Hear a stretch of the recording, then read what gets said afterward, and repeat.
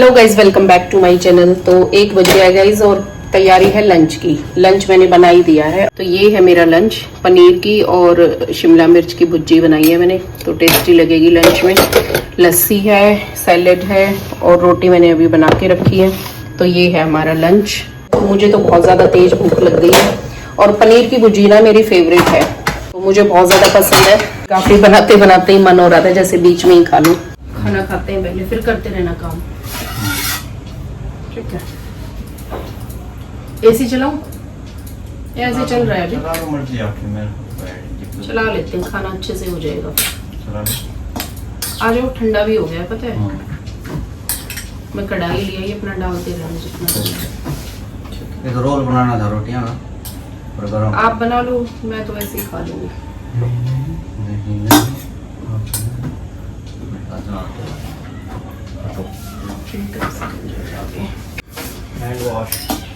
ठीक है, आ जाओ।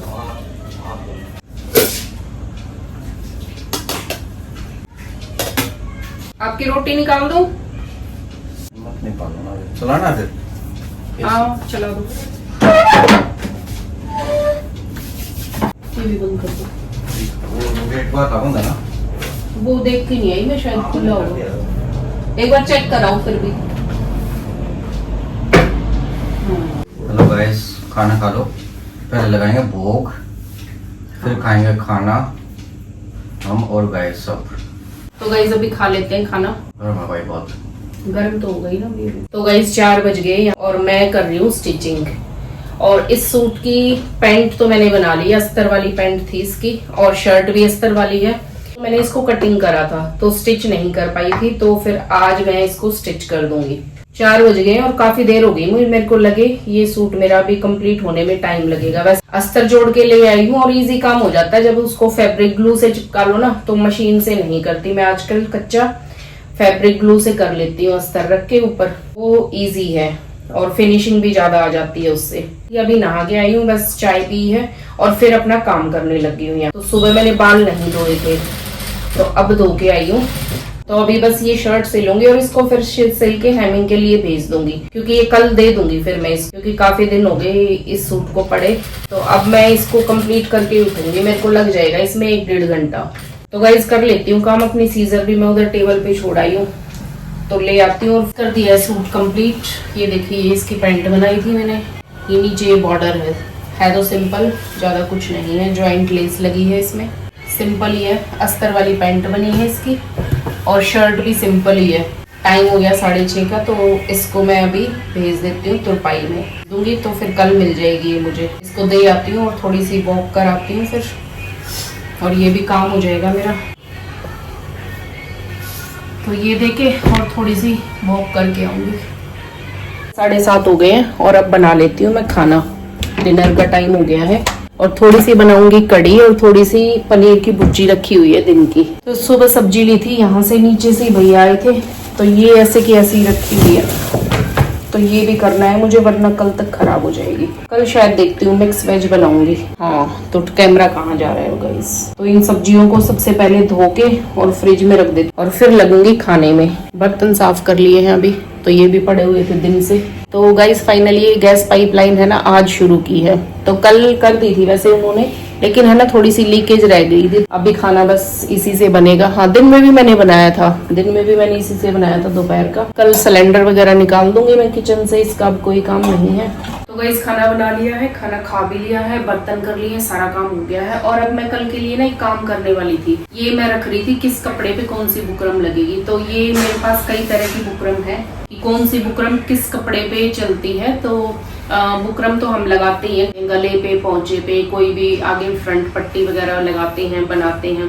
तो गले के लिए और पौंचे के लिए हम लोग बुकरम यूज करते हैं। तो एक तो होती है सिंपल बुकरम, ये सिंपल बुकरम है, इसका तो सबको पता ही है। ये यूज करते हैं हम गले पे और पौंचे पे, हमेशा हर कपड़े पे चलती है। तो ये वैसे मैं आजकल कम यूज करती हूँ ये वाली बुकरम, क्योंकि इस वाली बुकरम में है ना पाउडर निकलता है काम करते टाइम, जो मशीन में भी नीचे भर जाता है। मशीन भी थोड़ी सी खराब रुक रुक के चलने लगती है, मशीन की सफाइयाँ जल्दी जल्दी करनी पड़ती है। इसमें से जो पाउडर सा निकलता है तो वो ऐसे लगता है, तो वो चढ़ता है सांस में, तो जिसकी वजह से मेरे को जुकाम हो जाता जाता है, तो ये चीज मैं आजकल कम यूज करती हूँ। अब फिर उसके बाद आता है ये वाला बुकरम, एक थोड़ा सा इसमें भी कई वैरायटी आती है असल में। ये जो पेस्टिंग वाली होती है एक, तो मैं ज्यादातर ये यूज करती हूँ। ये एक तरफ से खुरदुरी होती है और एक तरफ से चिकनी होती है ये, तो इसमें भी मोटी पतली कई तरह की आती है। तो मैं बहुत मोटी भी नहीं लेती और बहुत ज्यादा पतली भी नहीं लेती। ये तो इसमें आपको 4-5 वैरायटी मार्केट में मिल जाएगी।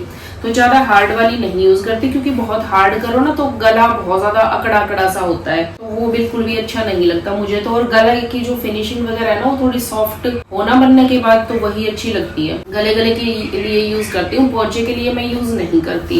नेक की फिनिशिंग अच्छी आती है इस बुकरम से, कटिंग करने के बाद और कपड़े पे रख के पेस्ट कर लेती हूँ, और पेस्टिंग के बाद इसकी गले की फिनिशिंग है ना बहुत अच्छी आती है। तो सिंपल बुकरम को हम पेस्ट नहीं कर सकते, उस पे हम कच्चा टाका लगा के बनाते हैं। एक ये पेपर पेस्टिंग, पेपर फ्यूजिंग, ये 2 तरह की होती है। ये वाली भी वैसे तो मोर और लेस दोनों सेम ही होती है। तो इसमें क्या है, एक तरफ दाना दाना सा होता है और ये बहुत पतली सी होती है।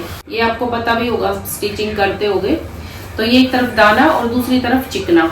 इसकी फिनिशिंग बहुत अच्छी आती है। जब ये हमें कोई पट्टी मोड़ के लगानी हो, जैसे कफ बनाने हो, बॉर्डर बनाना हो, है ना, आगे से कोई पट्टी बनानी हो किसी सूट के डिजाइनिंग में, कोई ब्लाउज में, तो उसमें ये वाली चलती है। और जैसे कॉलर है, जैसे ये वाला कॉलर है ना मेरा, इस तरह के हम कॉलर बनाते हैं, तो उसमें सब में ये चलते हैं। और उसमें नॉर्मल गला कोई भी शेप का वो भी हम बना सकते हैं सूट्स का। पेपर पेस्टिंग के गले बनाने के बाद इसमें जो वो लगती है, लेस लगती है या फिर पाइपिंग निकालते हैं हम, तो वो उसके लिए ये बेस्ट है। तो उस टाइम में ध्यान रखती हूँ कि उस टाइम में पेपर पेस्टिंग का यूज करती हूँ, क्योंकि इस पे पाइपिंग अच्छी निकलती है और गला है ना बहुत ज्यादा सॉफ्ट हो जाता है। पेपर पेस्टिंग से बने हुए गले ज्यादा अच्छे लगते हैं। ज्यादातर बुटीक्स में ना पेपर पेस्टिंग ही यूज होती है, और ये भी 2 तरह की होती है। एक में दाना दाना सा होता है, दूसरी तरफ एक दूसरी होती है जिसमें थोड़ा सा खुरदुरापन होता है और एक तरफ चिकना पोर्शन होता है। तो काम दोनों सेम करती है। मैं तो कोई भी मिल जाती है मैं ले लेती हूँ। तो स्टीम आयरन से चिपकाओ तो अच्छे से चिपक जाती है, लेकिन इसको चिपकाते टाइम ना ध्यान रखना पड़ता है कि बहुत ज्यादा गर्म प्रेस नहीं होनी चाहिए। थोड़ी सी ज्यादा गर्म हो जाएगी तो ये गला खराब हो जाता है, जल जाता है। और एक चीज और मैं दिखाती हूँ, ये भी एक तरह की पेस्टिंग है। ये आपने शायद पता नहीं देखी होगी या नहीं, ये कपड़े की तरह है। ये आप देख रहे हो, बिल्कुल ये देखो, बिल्कुल ऐसे कर लो ये। और ये बुकरम है, इसके गले बनते हैं। ये फैब्रिक की तरह ही है, जैसे थोड़ा सा मोटा फैब्रिक होता है ना, हल्का सा, और ये बिल्कुल सॉफ्ट है और इसमें शाइन भी है। फैब्रिक की तरह ही है ये, बिल्कुल वैसे कपड़े की तरह फोल्ड कर लो। तो इसके भी गले बनते हैं और इसके गले की फिनिशिंग भी बहुत अच्छी आती है। पेस्टिंग है ना, ये सबसे ज्यादा महंगी है, तो ये वाली मेरे को काफी अच्छी लगी। तो ये आप देखना मार्केट में शायद आपके आसपास भी मिल जाए। ये भी एक टाइप की पेस्टिंग ही है। ये देखो, ये बिल्कुल चुन्नी की तरह है और इसमें भी थोड़ा खुरदुरा है एक तरफ और थोड़ा सा एक तरफ चिकना कपड़ा है। 2-3 कलर्स आते हैं इसमें, ब्लैक आता है, व्हाइट आता है और एक क्रीम से कलर का है। तो इसके भी 3 ही शेड होते हैं, लेकिन ज्यादातर यूज होते हैं ब्लैक और व्हाइट। डार्क शेड्स के साथ हम लोग यूज करते हैं ब्लैक कलर, और थोड़े जो लाइट होते हैं शेड्स उसके साथ ये वाला यूज होता है। गले वाले कुछ नहीं बनते। ये लैक्रा पेस्टिंग, ये वो है पूरे कपड़े पे चिपकती है। जैसे गाउन वगैरह आपने देखे होंगे ना कि बहुत सुंदर सुंदर जो हैवी बनते हैं, तो उसका जो नीचे का फ्लेयर है या ऊपर का भी जो है सुंदर सा जो एक लुक आता है थोड़ा, तो वहां पे ना इस कपड़े को चिपका देते हैं उसके ऊपर। तो ये भी स्टीम प्रेस से ही चिपकता है, फैब्रिक पे चिपकाना पड़ता है। जैसे नीचे स्कर्ट है या कुछ ऐसे गाउन बना रहे हैं ना, पूरा रख के और जब इसको पेस्ट करेंगे तो इसकी लुक और फिनिशिंग भी बहुत सुंदर आती है। तो ये भी कई वैरायटी आती है इसमें भी। और इसका पन्ना है ना 60 इंच होता है, मतलब बड़े पन्ने की होती है ये एक चुन्नी की तरह है। ब्लाउज में हम इसको लगा सकते हैं, ट्रांसपेरेंट कपड़ों में ये नहीं लगती। ये थोड़ा सा हल्का सा मोटा कपड़ा होता है ना, तो उसमें हम इसको लगा सकते हैं। तो ये भी एक अच्छी चीज है, लेकिन इसको चिपका देते हैं, लेकिन ये परमानेंट नहीं चिपकती। अस्तर की जगह हम इसको यूज कर सकते हैं। वेलवेट के सूट्स में भी ये लगाते हैं, मतलब उन कपड़ों पे भी बहुत अच्छी इसकी वो आती है, फिनिशिंग आती है। जो हैवी होते हैं, शेरवानी वगैरह, सब पे ये यूज होता है। तो इसमें भी वैरायटी आती है कई सारी, मोटी पतली। तो ये ब्लैक कलर का है, तो ये भी पतला ही है।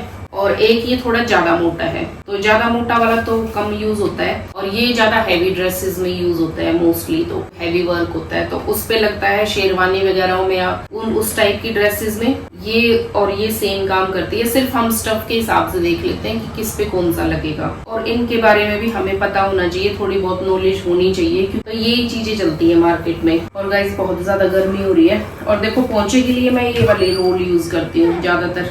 बुकरम तो हम करते ही यूज, लेकिन मैं अब बहुत ही कम यूज करती हूँ बुकरम क्योंकि उसमें से वो थोड़ा बुरादा उसका झड़ता है ना, इस वजह से।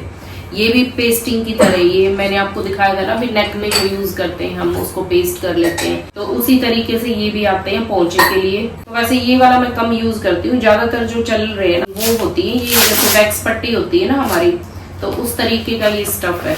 तो ये वही एक तरफ से थोड़ा चिकना होता है ये और एक तरफ से थोड़ा सा खुरदुरा, तो इसको चिपकाने की जरूरत नहीं होती, इस पे सिर्फ कच्चा टाका लगा के मैं इसको पे पोंचे तैयार करती हूँ। तो ऐसे मैं रोल्स मंगवा लेती हूँ 2 इंच के, 1.5 इंच के, 3 इंच का, 4 इंच, मतलब इतने तक के ही पोंचे बनते हैं। तो जैसे बुकरम में झड़ता है ना नीचे से पाउडर बुकरम के अंदर से, तो उस तरीके का पाउडर इसमें से नहीं जड़ता। तो ये वो चीज है कि धुलने के बाद सॉफ्ट नहीं होगी। और जैसे हम बनाएंगे ना खड़े खड़े जिसको पोंचे चाहिए, तो उसके लिए मैं ये वाले यूज करती हूँ। तो जिसको सॉफ्ट चाहिए तो उसके लिए बुकरम हम यूज कर सकते हैं। जिसको खड़े पोंचे चाहिए उसके लिए ये एक और चीज है, रबड़ वाले पोंचे जिसको बोलते हैं। ये थोड़ा रबर की तरह है, पतली जैसे होती है ना, ये इसकी ऐसी पट्टी आती है और इसमें मीटर के हिसाब से भी मिल जाता है हमें। जैसे बुकरम का थान होता है ना, तो उसकी पूरी शीट भी आती है मतलब मीटर के हिसाब से।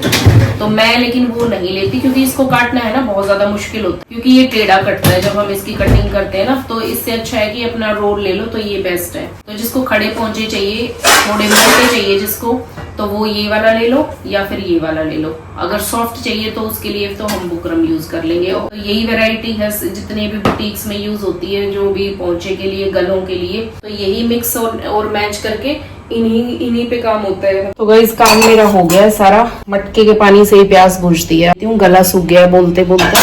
तो गाइस व्लॉग को अभी यहीं पे एंड कर देते हैं, व्लॉग हो गया काफी लंबा और फिर मिलते हैं कल के व्लॉग में। तब तक के लिए bye bye and take care.